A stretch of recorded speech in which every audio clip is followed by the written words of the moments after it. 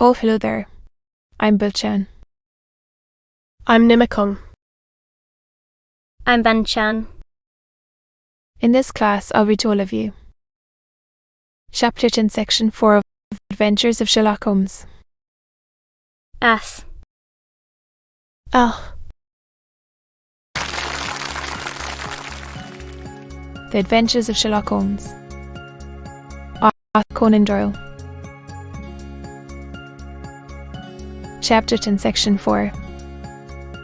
Muttered some words of apology and left the room. But this maid, Alice, as I understand, tip was that she went to her room, covered her bride's dress with a long ulster, put on a bonnet, quite so, and she was afterwards seen walking into Hyde Park in company with Formula, a woman who is now in custody, and who had already made a disturbance at Mr. Yes. I should like a few particulars as to this young lady. Wall Street. Simon shrugged his shoulders and raised his eyebrows. Friendly fitting. She used to be at the Girl. I have not treated her ingenuously, and she had no just cause of complaint against me. But you know what women are. Mr. Holmes. Flora was a dear little thing, but exceedingly hot-headed and devotedly attached to me. She wrote me dreadful letters when she heard that I was about to be married. And then, to tell the truth, there might be a scandal in the church. She came to Mr. Doran's door just after we returned, and she endeavoured to push her way in, uttering very abusive expressions towards my wife, and even threatening her. But I had foreseen the possibility of something of the sort, and I had 2 police fellows there in private clothes, who soon pushed her out again. Thank goodness. Yes.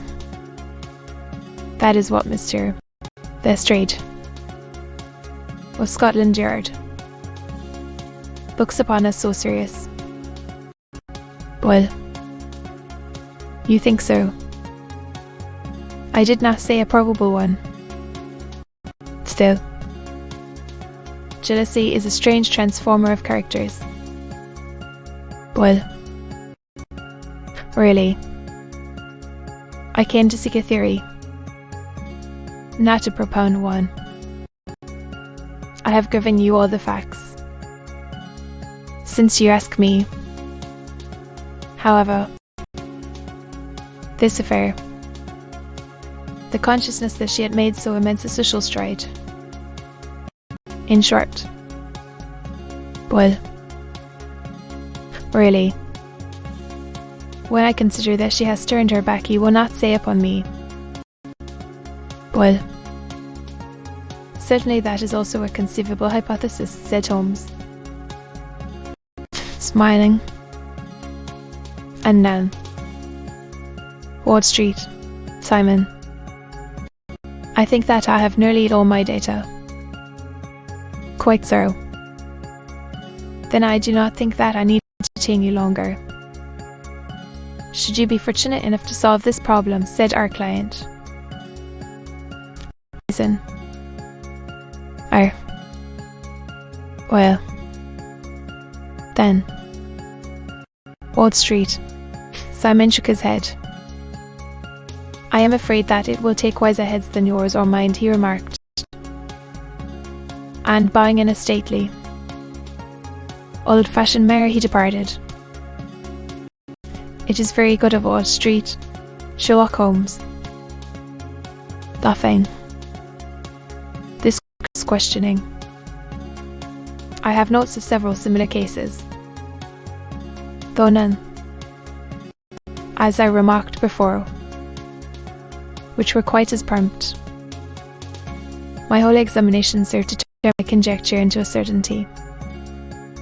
Circumstantial evidence is occasionally very convincing, as when you find a trout in the muck. Without, however, the knowledge of pre-existing cases which served me so well. There was a parallel instance in Aberdeen some years back. Or, it is one of these cases, but... Hello. Here's Lestrade. Good afternoon. Lestrade. You will find an extra tumbler upon the sideboard. The official detective was attired in a pea jacket and cravat, which gave him a decidedly nautical appearance, and he carried a black canvas bag in his hand. To him. What's up? Then asked Holmes with a twinkle in his eye, and I feel dissatisfied. It is this infernal Street salmon marriage case. Really? Who ever heard of such a mixed affair? A wrinkle seems to slip through my fingers. The arm of the pea jacket. Yes. In heaven's name. In search of the body of Lady Street, Sherlock Holmes leaned back in his chair and laughed heartily. Have you dragged the basin of Trafalgar Square fountain? He asked. Why? Lestrade shot an angry glance at my companion. I suppose you know all about it, he snarled. Well, I have only just heard the facts. Well, indeed. He opened his bag as he spoke, and tumbled onto the floor a wedding dress of watered silk, a pair of white satin shoes and a bride's wreath and veil, all discoloured and soaked in water. There, said he, putting a new wedding ring up on the top of the pile. There's a little nut for you to crack. Well, indeed, said my friend, blowing blue rings into the air.